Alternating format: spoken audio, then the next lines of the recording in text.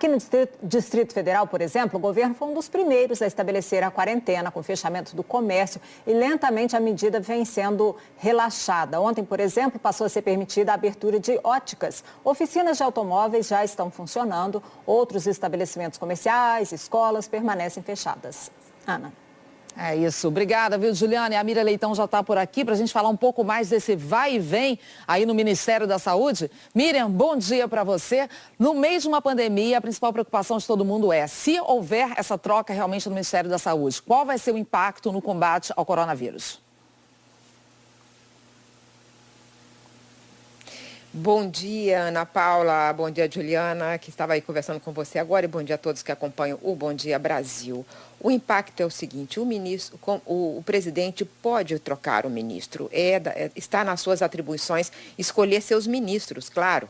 Mas ele não pode mudar a política. E foi isso que o Supremo Tribunal Federal disse ontem por unanimidade. Unanimidade porque os dois não votaram, né? Os 9 que votaram a favor dessa tese, que é uma tese constitucional, não é uma tese apenas, né? É que está na Constituição. Está na Constituição que a saúde é direito de todos e dever do Estado, nas suas três níveis administrativos. É compartilhado esse dever.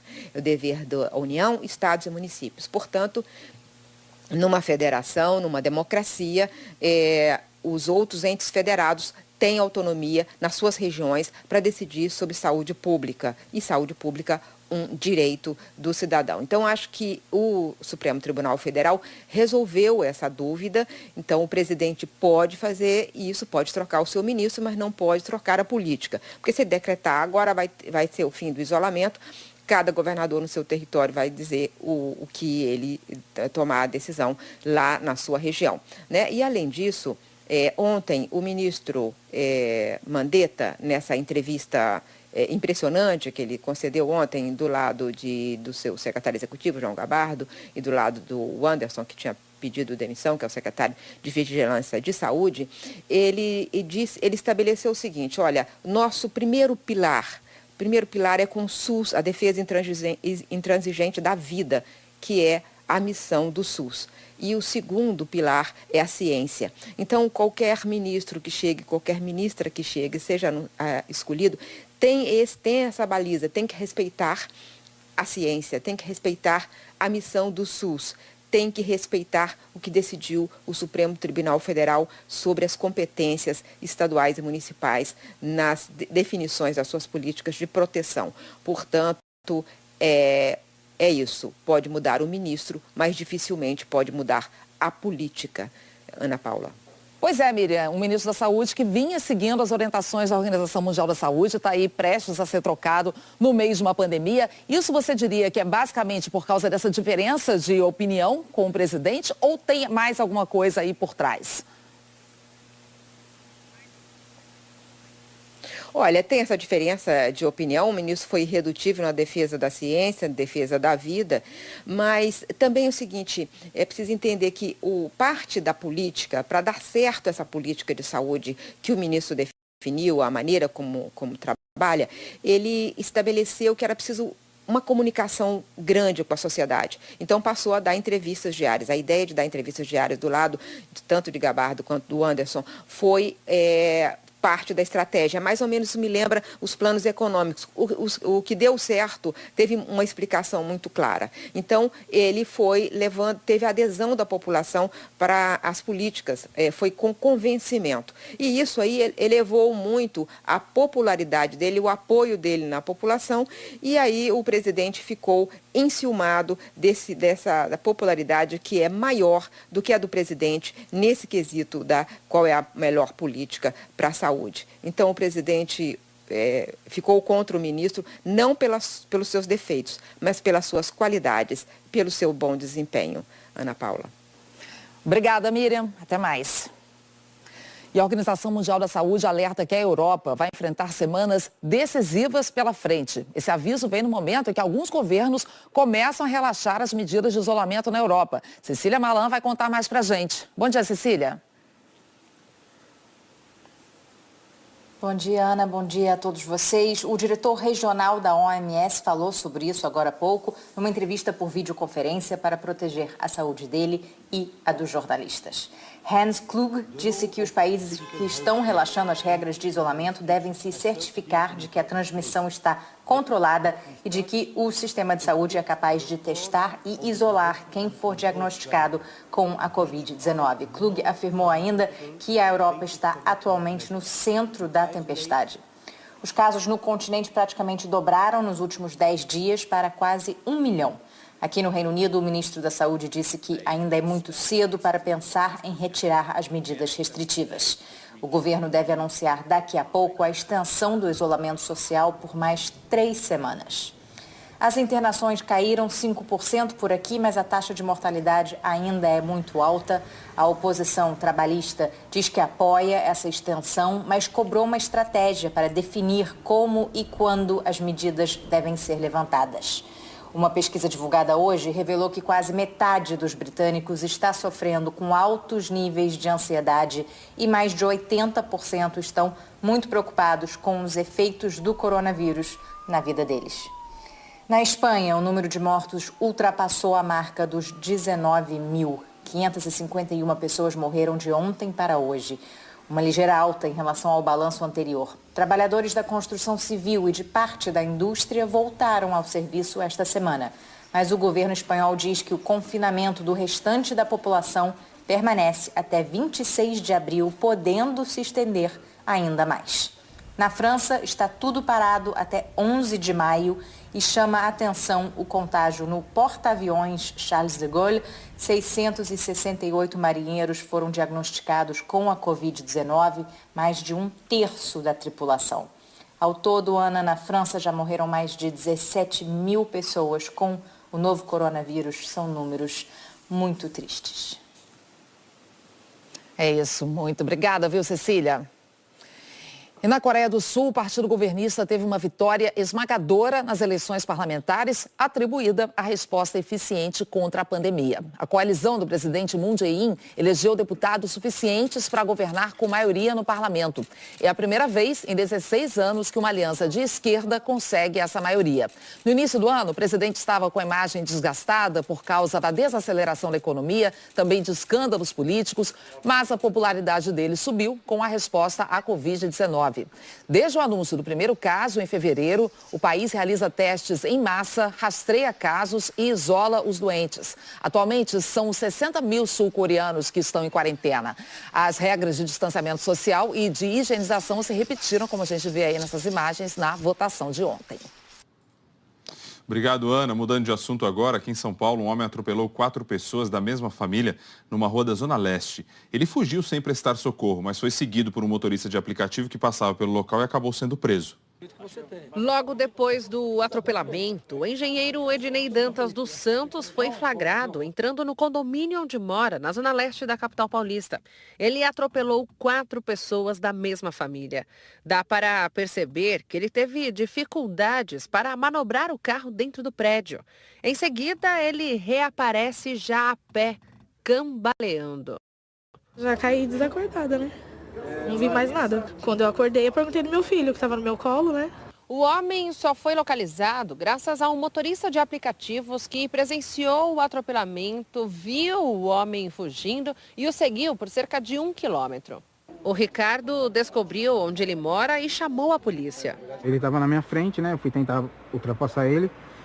Quando a gente viu que ele estava embriagado, em zigue-zague, foi quando a gente viu que ele estava realmente bêbado. Ele bateu numa guia do lado direito e foi em direção a um conjunto de crianças, né? Aí a gente seguiu ele, né? Aí a gente viu ele entrando dentro do prédio, ele até ralou o carro na porta, né?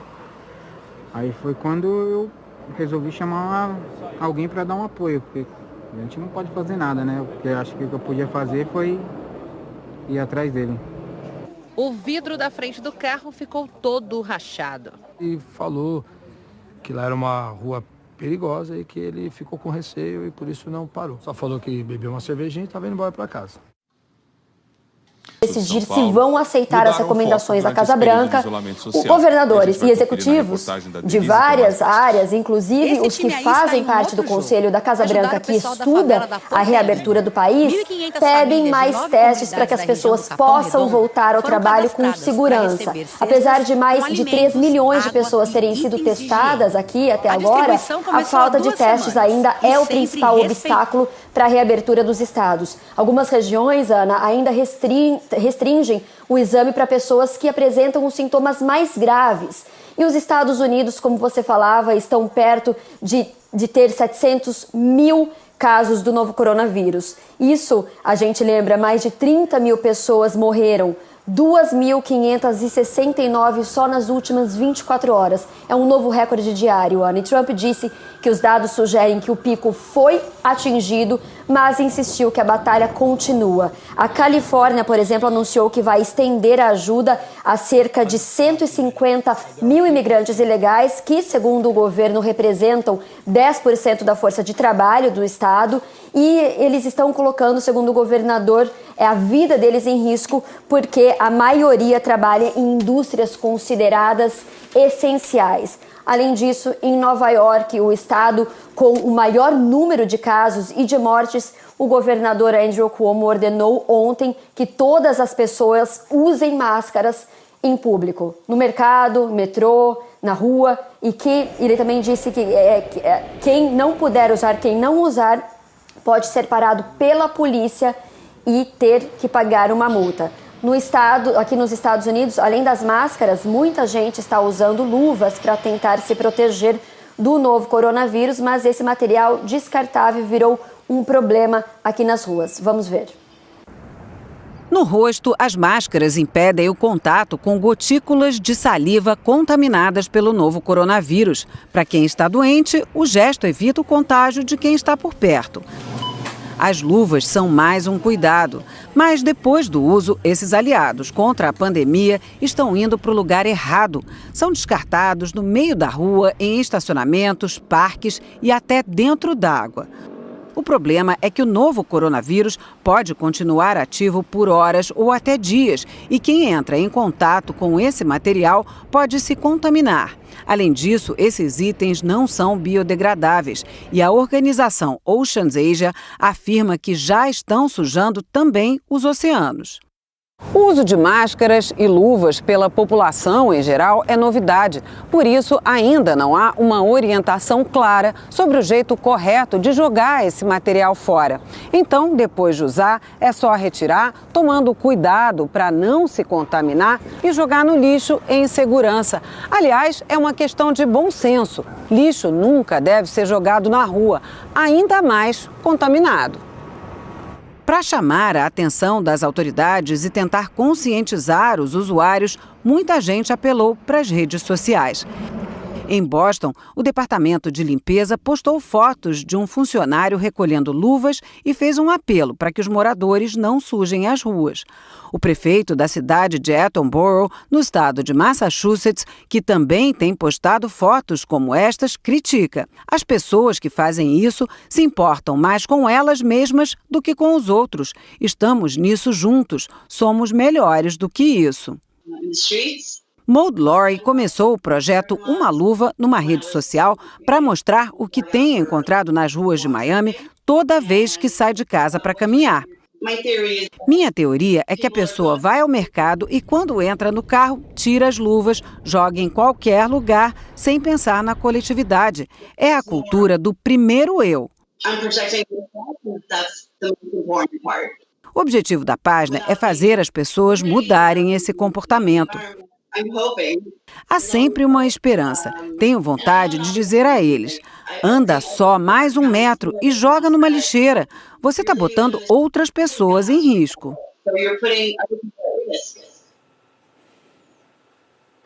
Vamos ver aqui então no nosso telão as orientações da Associação Brasileira de Engenharia Sanitária e Ambiental sobre o descarte correto das máscaras.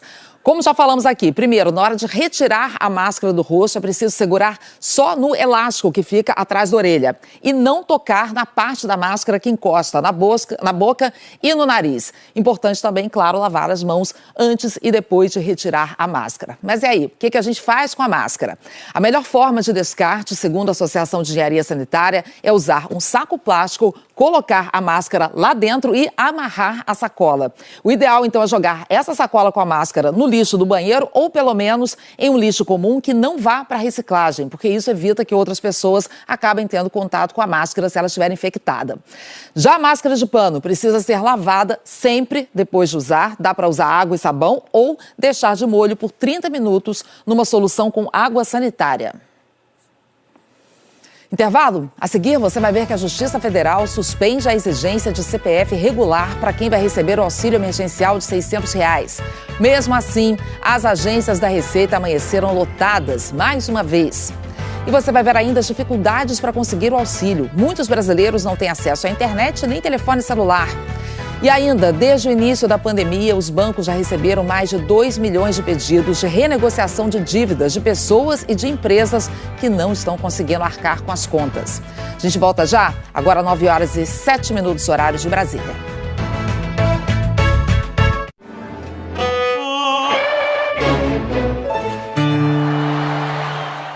Chegou o Doril DC-500, forte poder analgésico para sumir rápido com a dor de cabeça. Tomou o Doril, a dor de cabeça sumiu.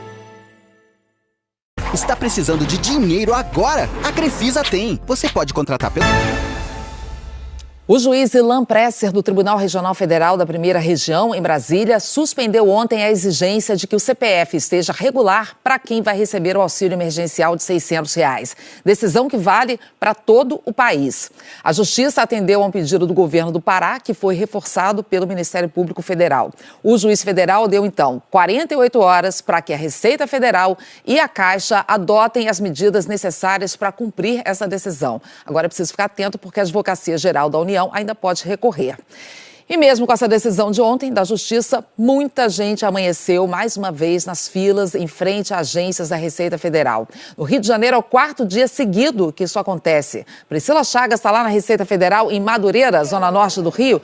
Priscila, bom dia. Essa fila aí começou a se formar a que horas? Ana, bom dia para você, bom dia para todo mundo. A primeira pessoa chegou aqui às 6 horas da tarde de ontem. As pessoas passaram a madrugada, a noite inteira aqui, na expectativa de conseguirem ser atendidas para poder regularizar o CPF. A agência, essa agência de Madureira especificamente, hoje e amanhã está com horário estendido de funcionamento. As agências normalmente funcionam de 10 da manhã até as 2 horas da tarde. Essa, hoje e amanhã, vai funcionar das 9 da manhã até as 3 horas da tarde. Abriu agora há pouco, exatamente às 9 horas da manhã, e um funcionário aqui da agência, ele falou com as pessoas que vai atender todo mundo, ele distribuiu algumas senhas, por isso que a gente tem uma divisão na fila. A gente tem a fila aqui para a minha direita, que são as pessoas que ainda não receberam a senha distribuída pela agência da Receita Federal, e a gente tem essa fila aqui à minha esquerda, que é das pessoas que já receberam um papelzinho com a senha que eles estão distribuindo aqui. O que o funcionário disse é que eles estão distribuindo essas senhas para poder organizar melhor a fila, evitar aglomeração, mas ele afirmou que todo mundo que está aqui hoje vai ser atendido. Eu perguntei para ele não pôde gravar a entrevista, perguntei para ele em relação a essa decisão da Justiça, das pessoas não existir mais essa exigência de regularização do CPF. Ele me explicou que a orientação que ele recebeu da chefia dele foi de atender a todas as pessoas, até porque o que ele me passou é que nem todo mundo precisa regularizar o CPF. Tem muitas pessoas que precisam se inscrever no CPF antes mesmo da regularização. Como a gente falou, as pessoas passaram a noite inteira na fila e a nossa equipe acompanhou isso durante essa madrugada. Vamos ver. Devido ao fato de muitas pessoas chegarem 9, 10 horas da noite, eu fiquei com receio de chegar um pouco tarde e não ter lugar, já que eles só dão 50 senhas aqui. Sem praia para trabalhar, as praias interditadas, eu trabalho na praia, eu vivo da praia. Entendeu? E tá difícil, eu preciso desse benefício. Eu vim ontem, 4h30 da manhã, mas não tinha dado as 50 senhas, eu tive que ir embora e voltar hoje, 6h30 da tarde, para ver se eu conseguia pegar para ser atendida. Estou passando fome, com certeza. Estou precisando de uma cesta básica. porque eu não tenho nada em casa para mim. Infelizmente, nem para mim, nem meu sobrinho.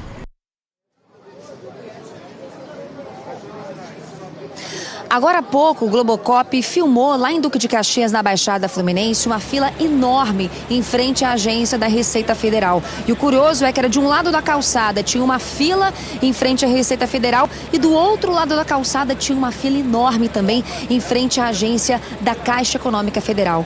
Todo mundo atrás desse benefício de R$600, Ana. E mais uma vez a gente vê essas imagens aí que dão aflição, né, Priscila? Uma fila enorme com todo mundo muito próximo, a grande maioria sem máscara, gente usando a máscara de forma errada, pendurada no queixo, que não é a maneira de usar a máscara, enfim.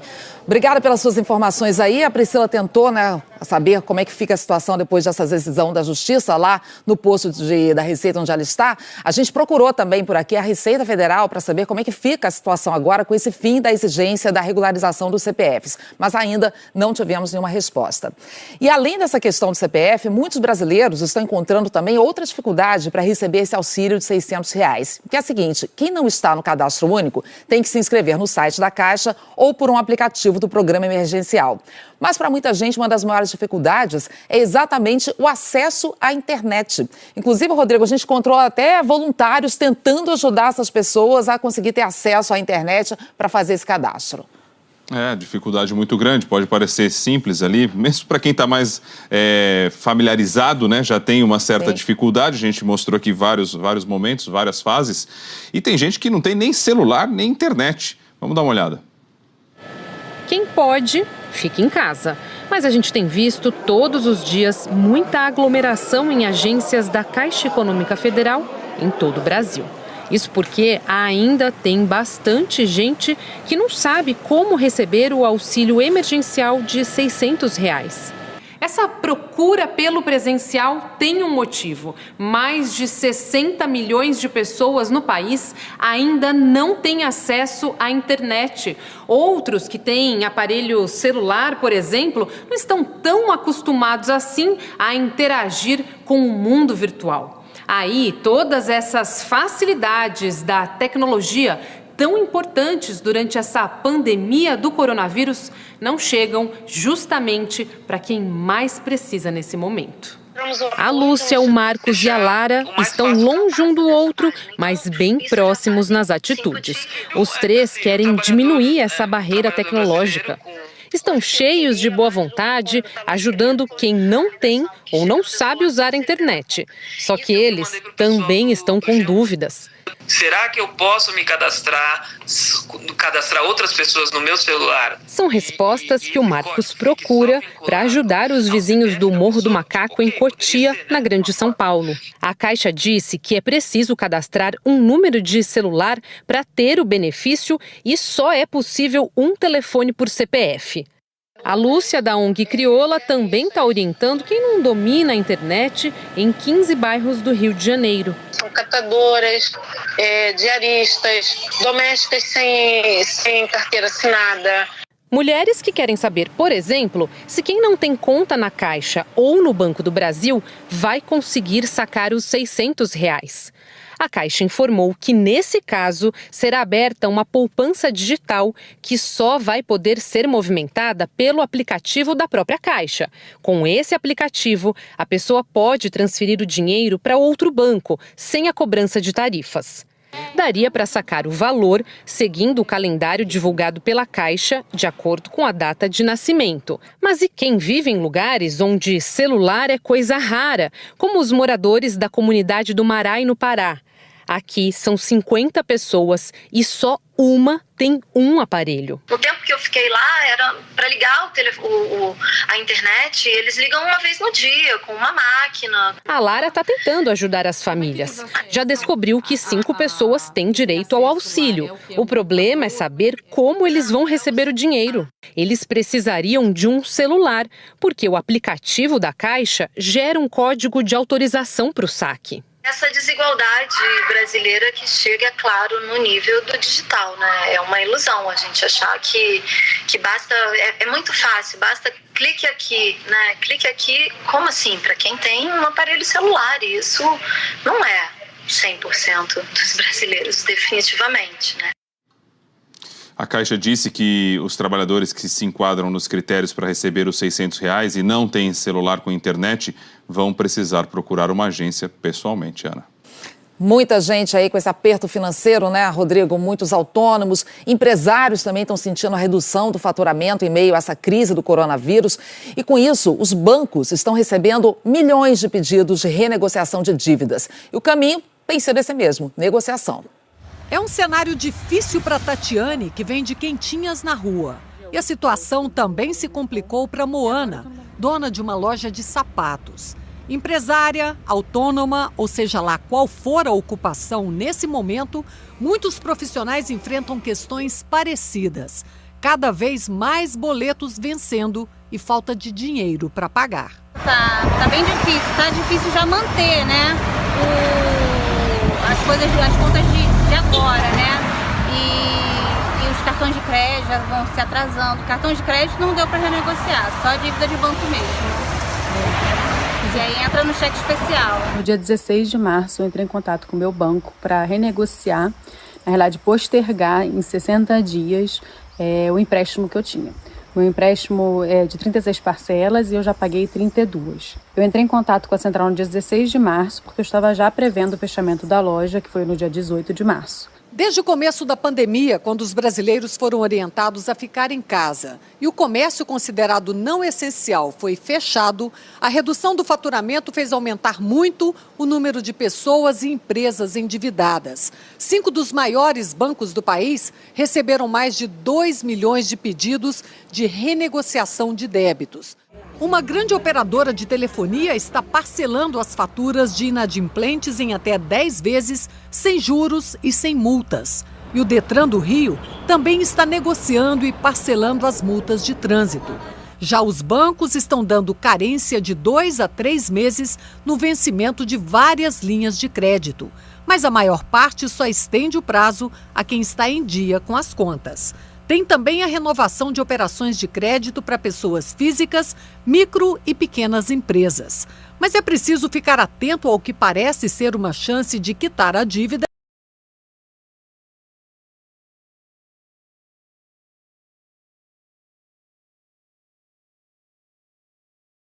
Mas que pode pesar mais no bolso do consumidor.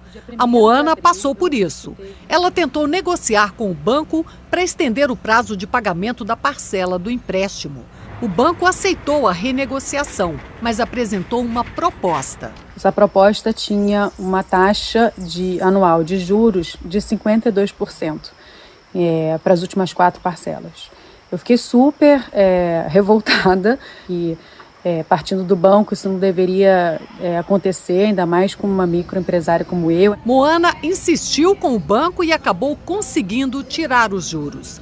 Para o Instituto de Defesa do Consumidor, essa renegociação das instituições financeiras é necessária e bem-vinda, mas precisa ser transparente e levar em conta as necessidades dos clientes. A gente precisa de mais transparência nas medidas, clareza nas regras para que os consumidores possam fazer acordos cientes das condições que eles vão assumir posteriormente. O consumidor ele deve procurar com antecedência ao vencimento das parcelas, procurar a instituição financeira, apresentar a proposta, porque mesmo que ela não seja acolhida agora, por alguma razão, ele vai ter essa demanda, essa justificativa, para posteriormente argumentar com o banco sobre as condições que ele não foi assistido.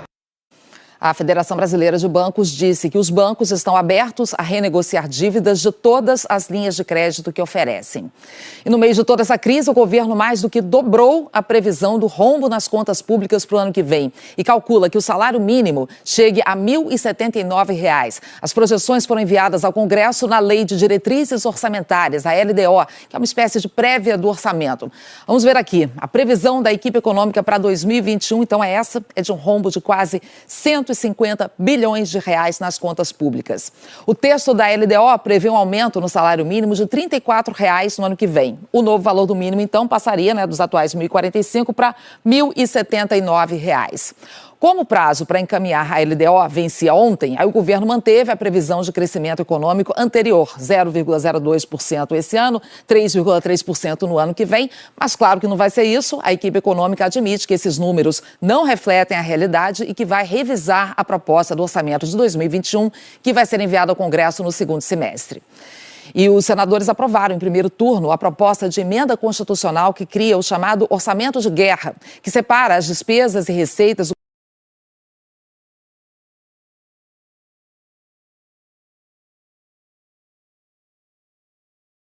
somente entre os mais jovens. A mesa diretora do Senado confirmou a cassação do mandato da senadora Juíza Selma, que é do Podemos de Mato Grosso. Juliana, essa decisão faz referência às eleições de 2018. Isso. A senadora, Ana, foi condenada por Caixa 2 nessas eleições de 2018. Uma nova eleição em Mato Grosso estava marcada para o dia 26 de abril, mas devido ao coronavírus, a escolha foi adiada. Por enquanto, assume a vaga Carlos Fávaro, do PSD. O Tribunal Superior Eleitoral tinha cassado o mandato em dezembro do ano passado.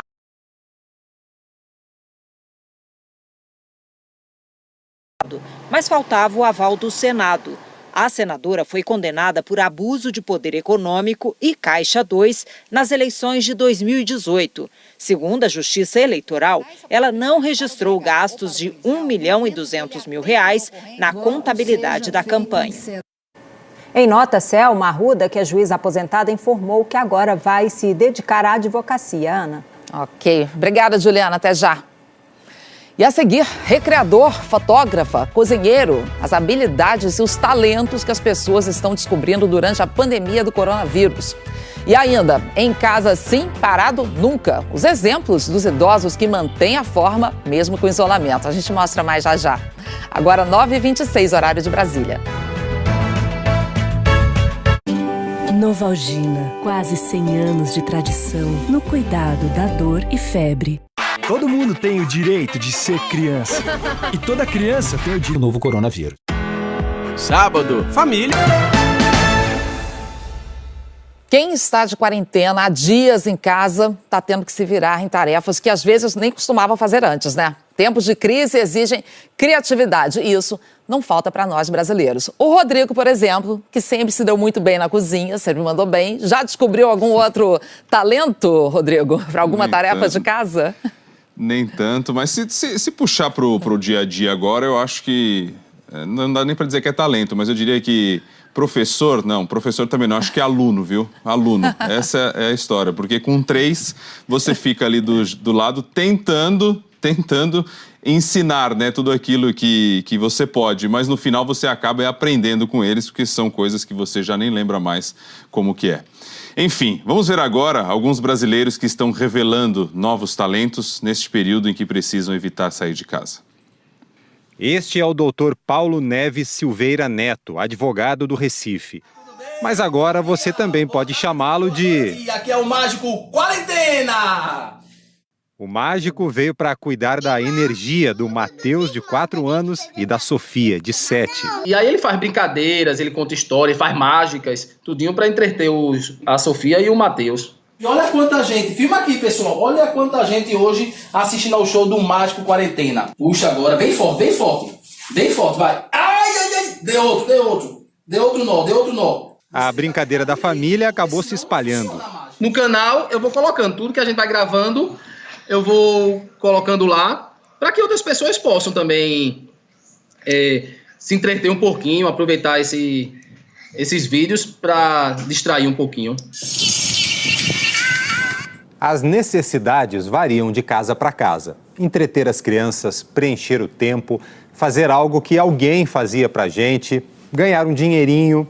Seja o motivo que for, esse período de isolamento está fazendo muita gente se reinventar. O vendedor Luiz começou a dar dicas sobre como preparar pratos simples. O que eu vou fazer hoje? Abobrinha com linguiça. Vou mostrar para vocês. Ó, abobrinha, eu tirei o recheio, deixei só a casca, coloquei cream cheese embaixo, tem cream cheese, temperei com alho e cebola, tudo muito simples, tudo básico, porém gostoso. A economista Gisele já fez um curso de fotografia anos atrás.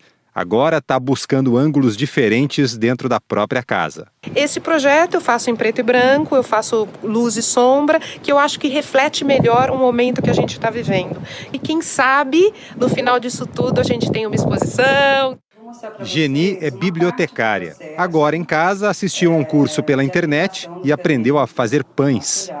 Vou adicionar de 45 a 50 ml de água. Os pães são de fermentação natural. Demoram para ficar prontos. Um baita exercício de paciência numa época em que a gente precisa disso. Começar a prestar atenção em outras coisas que são também muito importantes, né? A nossa família, a gente ter mais tempo, diminuir a ansiedade. Então foi um exercício, assim, muito bom, muito bom. Ô Ana, digamos que esse é um box pequenininho do nosso jornal de hoje, porque a gente já mostrou bastante lá no começo, o que muita gente está fazendo é correndo atrás do sustento ali do dia, com tudo isso que a gente mostrou aí, né? Só para não deixar isso registrado. Exatamente, Rodrigo, que é o principal, né? E no tempo que sobra, tentar dar uma aliviada em casa também para a gente manter a saúde mental nesses tempos de quarentena. Até já. Até já. E falando em manter a saúde mental, a importância dos exercícios físicos não pode ser esquecida nesse período em casa, porque ajuda muito a cabeça também. A Aline Aguiar está lá em Belo Horizonte para falar disso pra gente, porque aí em Minas, Aline, tem idoso, inclusive, dando exemplo de que mesmo de quarentena não precisa ficar parado. Bom dia. Ano que não falta é vitalidade. Bom dia para você, bom dia a todos. Olha, um projeto da Universidade Federal de Minas está mostrando justamente que dá sim para se exercitar no ambiente doméstico. Esse aqui é meu carro, onde eu dou minha voltinha, minha garagem. É exatamente nesse espaço, numa cidade do interior de Minas, que seu divino de 74 anos continua fazendo suas caminhadas. Por causa da quarentena, ele anda em volta do carro. Eu estava aqui em casa muito gripado, estava tossindo, não conseguia até respirar direito, aí eu fui lá no posto de saúde e a médica falou que não era problema com o vírus, né? Aí falou, o senhor tem que fazer atividade. Quantas voltas o senhor dá em volta do carro? 100 voltas. Quantos metros? Dá uma média de uns 300 metros, mais ou menos. E o seu Alfredo? Sobe e desce a escada em Belo Horizonte várias vezes ao dia. Qual é a idade dele? 72 anos. Ele ainda trabalha com um filho numa empresa familiar e não queria ficar parado. Olha o outro exercício que ele adora fazer na quarentena. Seu Alfredo tá pulando corda aqui, ó.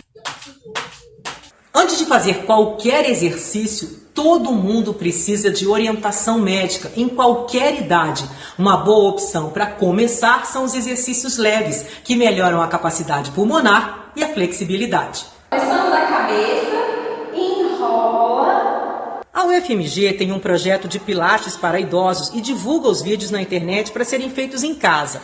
Eu não posso me submeter a um exercício muito pesado, eu preciso pensar nesses meus limites, na adaptação que existia antes, e eu preciso respeitar o meu corpo, eu preciso sentir como o meu corpo está respondendo a esses movimentos, para que eu não me coloque também em risco. E sabe o seu Alfredo? Ele diz que nunca mais vai parar de pular corda.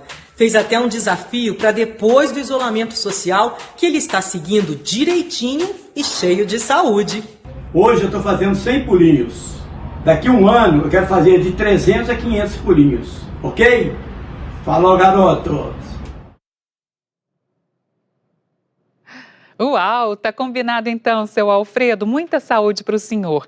E falando em saúde, olha só que notícia boa. Um idoso de 65 anos teve alta ontem do Centro de Terapia Intensiva de um hospital de Divinópolis, no centro-oeste de Minas. O seu Francisco foi diagnosticado com Covid-19 e passou 21 dias internado no CTI. Durante a transferência para o quarto, ele foi aplaudido pelos funcionários do hospital. Agora, segundo os médicos, o seu Francisco está recuperado, mas vai passar alguns dias ainda no hospital em observação até ser liberado para casa. A gente deseja muita saúde, claro, para ele e que ele volte logo, logo para casa. Ana Paula.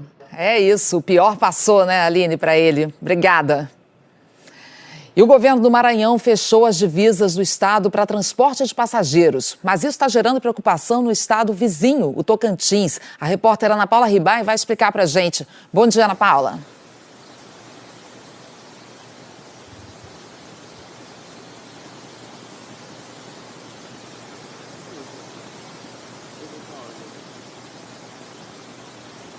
Você me escuta, Ana? Oi, Ana. Sim. Bom dia para você. Bom dia.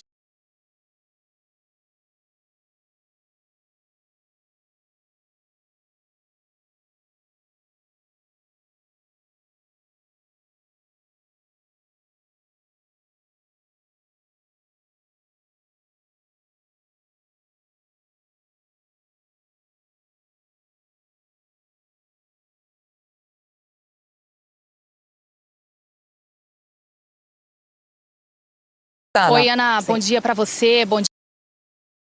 O Boticário sempre... Começou hoje a segunda fase da vacinação contra a gripe em todo o Brasil. A repórter Gabriela Moreira está numa unidade de saúde no centro do Rio com outras informações para a gente. Gabriela, bom dia. Quem é que deve se vacinar agora? Bom dia, Ana Paula. Bom dia a todos. Podem se vacinar nessa etapa da campanha portadores de doenças crônicas como diabetes, hipertensão, asma, detentos, pessoas que trabalham em presídio e caminhoneiros, além de grávidas e idosos que podem se vacinar durante todo o período. Em Duque de Caxias, na Baixada Fluminense, teve filas nesta manhã antes do posto abrir, mas havia espaçamento entre as pessoas, elas estavam respeitando as marcações no chão. A campanha de vacinação foi antecipada em função da pandemia, mas ela não protege contra a Covid-19. Ela protege contra 3 vírus que mais circularam no hemisfério sul em 2019. H1N1, H3N2 e influenza B. Mas é importante se vacinar para evitar que fique doente, né, por qualquer que seja o motivo. Essa etapa da campanha vai até o dia 9 de maio, Ana Paula. Obrigada, Gabriela. E os caminhoneiros que passarem hoje por rodovias federais em Goiás nem vão precisar sair da estrada para receber a vacina contra a gripe. O Honório Jacometo vai dizer aqui para a gente ao vivo que essa é uma categoria essencial para todos os brasileiros, principalmente nessa época de quarentena. Então tem essa facilidade aí para vacinação em Goiás, né, Honório? Bom dia. Oi, Ana, bom dia para você, bom dia para todo mundo. Exatamente, os caminhoneiros foram incluídos nesse segundo grupo prioritário para tomar a vacina contra a gripe. 3.000 doses estão disponíveis nos 7 postos da PRF aqui em Goiás e também em 2 tendas que foram montadas ao longo da BR-060, de onde eu falo ao vivo. O objetivo dessa imunização é evitar que os caminhoneiros entrem nas cidades para procurar as unidades de saúde. É uma medida de prevenção, porque eles percorrem muitos lugares e existe aí o risco do contágio pelo coronavírus. Lembrando que os caminhoneiros fazem parte de um serviço essencial para manter os municípios abastecidos. Pois bem, olha só, além dessa vacinação que vai ser aplicada até às 6 horas da tarde, os caminhoneiros também estão recebendo kits de limpeza e também máscaras. São 4.000 no total e quase todo o material foi doado por um empresário. E foram os agentes da Polícia Rodoviária Federal que pagaram para fazer a costura. De Anápolis, Honório Jacometo para o Bom Dia Brasil. O presidente Jair Bolsonaro sancionou a lei que autoriza o uso da telemedicina enquanto durar a crise do novo coronavírus, mas vetou o uso da receita digital. A justificativa é que o documento eletrônico pode ser adulterado.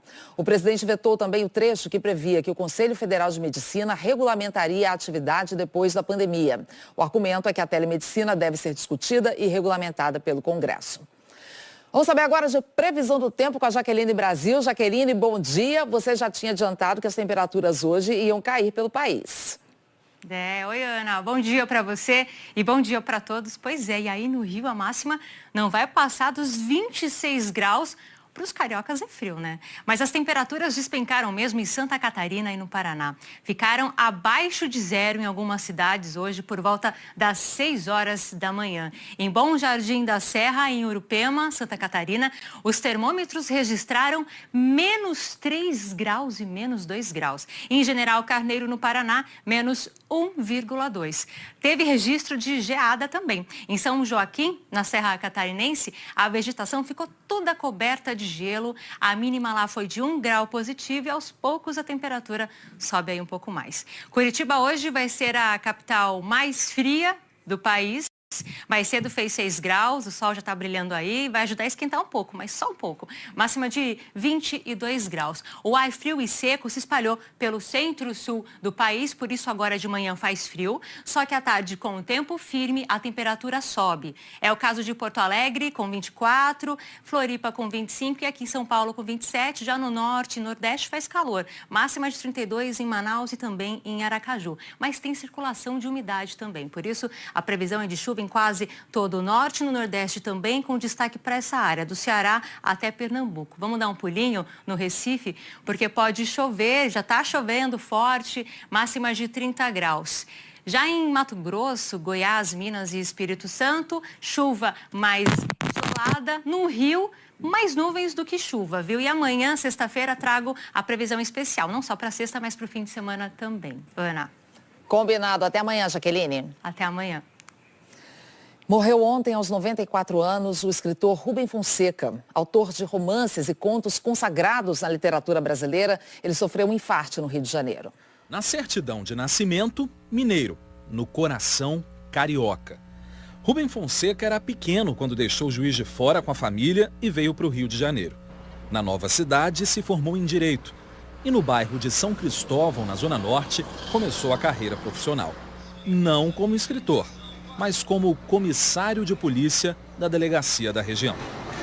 As situações vividas por Rubem Fonseca nos tempos de policial foram parar nos livros. Dono de um estilo direto e áspero, ele narrava a vida na cidade sem rodeios, sobretudo ao retratar cenas de violência, um pano de fundo para fazer críticas sociais e falar dos que vivem à margem da sociedade. A estreia literária foi com a coletânea de contos Os Prisioneiros, de 1963. 2 anos depois, A Coleira do Cão, que deu a Rubem Fonseca o primeiro de 6 prêmios Jabuti. O livro Feliz Ano Novo acabou censurado pelo regime militar. A obra reunia contos que tratavam de violência e sexo sem meias palavras, uma marca do escritor. O realismo do que escrevia muitas vezes tinha como inspiração fatos históricos. Foi assim em Agosto. O livro, que virou minissérie na TV Globo em 1993, narrava os momentos que antecedem a morte do presidente Getúlio Vargas. Muitos livros viraram filme. Não é o que você está pensando, Zilda. Ela tem mania de ficar nua, mas eu nem olho. Não é verdade, Minota? Você tem mania de ficar nua? É verdade, ele não olha. Em 2003, o autor recebeu um dos maiores reconhecimentos da carreira, o Prêmio Camões, o mais importante troféu literário da língua portuguesa. Rubem Fonseca era avesso a eventos públicos, mas em 2013 abriu uma rara exceção. Inaugurou uma biblioteca com livros doados por ele no canteiro de obras da linha 4 do metrô no Rio e conversou com os operários. Cada um de nós recria o que está lendo. Essa é que é a vantagem da leitura. O último livro foi lançado há 2 anos, Carne Crua, uma coletânea de contos inéditos. Ontem, aos 94 anos, Rubem Fonseca teve uma parada cardíaca e não resistiu. Amigos e admiradores lamentaram a morte do escritor. A perda de Rubem Fonseca é como se, numa grande orquestra sinfônica, nós perdêssemos um instrumento, um grande violino, por exemplo, ou perdêssemos a condução de um grande maestro. Perdemos um grande mestre, um mestre da narrativa brasileira. Alguém, como poucos e raros, que soube apreender o espírito carioca, dominou as entranhas, os meandros dessa cidade, fez dela como que uma metáfora do Brasil. O importante na literatura dele é essa visão do cotidiano, o que é muito difícil se encontrar, escapando do épico e do romântico. Certamente foi a maior conquista que nós tivemos e tal. Então a gente perde um grande amigo, um amigo queridíssimo, divertido, querido, engraçado, inteligente, amoroso. Ele era uma pessoa muito amorosa. Rubem Fonseca deixa 30 obras e muitos ensinamentos sobre o poder da leitura. Ler nos torna melhor, permite que a gente entenda melhor o outro e permite que a gente entenda melhor a nós mesmos. Então, meus amigos, viva o trabalho e viva a leitura!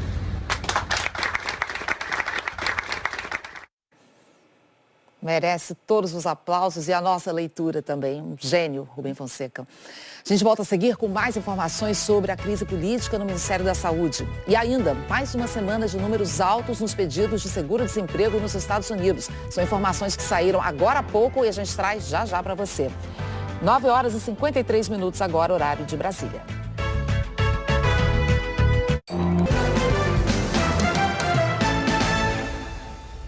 Estamos de volta com novas informações sobre o impasse político no Ministério da Saúde. O presidente Jair Bolsonaro já começou a procurar um substituto para o ministro Luiz Henrique Mandetta e tem uma reunião marcada no Palácio do Planalto. A Juliana tem outras informações. Ana, o oncologista Nelson Teich chegou agora há pouco a Brasília, ainda no aeroporto, de máscara, não quis dar entrevista. Ele veio conversar com o presidente Jair Bolsonaro. O médico é cotado para o cargo de ministro da Saúde e trouxe pontos que considera fundamentais para combater a pandemia de coronavírus. Vai levar esses pontos ao presidente Bolsonaro. Entre eles, por exemplo, defende testagem em massa da população, testes para detectar coronavírus. Nelson Teich é considerado um defensor do isolamento horizontal, que vale para todo mundo, Ana. Obrigada, Juliana. E olha, acaba de sair o novo número dos pedidos de seguro-desemprego nos Estados Unidos. É um dos indicadores mais importantes da economia americana. Em uma semana, foram mais de 5.200.000 novos pedidos. Vamos voltar lá para Washington, falar com a Raquel Krahenbuhl. Raquel, desde o início dessa pandemia, tivemos aí já 22 milhões de americanos que perderam o emprego. Isso nas últimas 4 semanas, Ana. O número que saiu agora veio pouco mais baixo do que nas 2 semanas anteriores e em linha com as previsões. Mas ainda assim, muito alto, muito maior do que os recordes que foram registrados antes dessa pandemia acontecer. Isso porque estados importantes como a Flórida e o Texas, que concentram 15% da força de trabalho do país, eles decretaram isolamento social, paralisaram as atividades bem depois do que outros estados. E outro fator que explica esse número alto é que categorias que não podiam contar com o seguro-desemprego, como autônomos, trabalhadores da construção civil, puderam solicitar o benefício pela primeira vez depois dos pacotes de alívio aprovados pelo Congresso. E o número, Ana, deve aumentar ainda mais, já que tem muita gente reclamando que não consegue fazer o pedido porque o sistema está sobrecarregado. Economistas acreditam que a taxa de desemprego no país já está mais alta do que nos piores meses da crise de 2008, Ana. E só em Nova York, para ter uma ideia, o prefeito Bill de Blasio disse que a pandemia já custou à cidade de 5 a 10 bilhões de dólares. Ana. Situação bem difícil, né, para o mundo inteiro. Raquel, obrigada pelas suas informações. Bom Dia Brasil de hoje, então, vai chegando ao fim, desejando a você uma ótima quinta-feira e desejando um dia incrível para minha vizinha aqui de estúdio no Bom Dia Brasil. Minha vizinha de aniversário, Cecília Malan. Receba um beijo carinhoso de toda a nossa equipe aqui, viu, Cecília? Parabéns. Quantos aniversários. Parabéns, Cecília Malan. Parabéns, felicidades e muita saúde. Olha, queria encerrar aqui com uma história comovente, de hospital, mas não é de Covid-19. Um casal estava com o casamento marcado para o fim de maio. Só que aí o pai da noiva, ele estava muito ruim, com câncer. Os noivos então resolveram adiantar a data e fazer a cerimônia no hospital. O G1 publicou essa história, uma reportagem da Paula Paiva. A Gabriela e o Thales se casaram no Hospital Oswaldo Cruz no dia 5. Só os noivos, os pais deles e o pastor que fez a celebração. O pai da noiva, que era piloto de avião e tinha 56 anos, disse que o casamento foi maravilhoso. E ele estava esperando isso. Infelizmente, faleceu no dia seguinte. Viu o casamento, pelo menos. Um bom dia para vocês. Que história linda. Felicidades para os noivos, né, que ainda conseguiram realizar esse último sonho do pai. Olha, o Supremo Tribunal Federal decide hoje sobre a liminar do ministro Ricardo Lewandowski, que determinou que sindicatos avaliem acordos em negociações individuais de suspensão de contratos, redução de jornada e salários antes de começarem a valer. A gente vai acompanhar. Bom, eu quero desejar parabéns para Cecília, um dia lindo para você, viu, aí em Londres. Também desejo, receba aí, Cecília, meu abraço. E quem anda pelas ruas aqui de BH está encontrando pias para poder lavar as mãos. Elas foram instaladas em locais de grande circulação. E a prefeitura está distribuindo sabonetes para os sem-teto que vão poder usar nessas pias. E um morador de Belo Horizonte também resolveu ajudar. Ele montou ele mesmo uma pia perto de casa. Aí ele banca a conta de água e os amigos ajudam com material de limpeza. Então não tem desculpa nenhuma, né? Vamos lavar as mãos. Bom dia, gente. Ai, gente, obrigada, viu, de coração. Mas dizem que aniversário em tempos de pandemia não conta, tá? Eu só faço 37 ano que vem, viu? Olha só, eu ando meio repetitiva contando as mesmas histórias, acho que é a idade, mas vocês precisam saber o desfecho do Capitão Tom, de quem eu já falei muito por aqui. Ele terminou a missão dele, o ex-combatente da Segunda Guerra Mundial completou 100 voltas de andador no jardim de casa e arrecadou mais de 13 milhões de libras, o equivalente a 85 milhões de reais. Tudo para o Serviço Público de Saúde, que vem recebendo doações grandes e pequenas do país inteiro. O Exército Britânico mandou uma guarda de honra para a casa do capitão como agradecimento. E até o ministro da Saúde reconheceu a linda iniciativa. Grande Tom, que exemplo. É isso. E grande Cecília. Feliz aniversário para você, minha amiga querida. Com isso, vamos encerrando então o nosso Bom Dia Brasil de hoje. A gente volta a se encontrar amanhã. Até lá.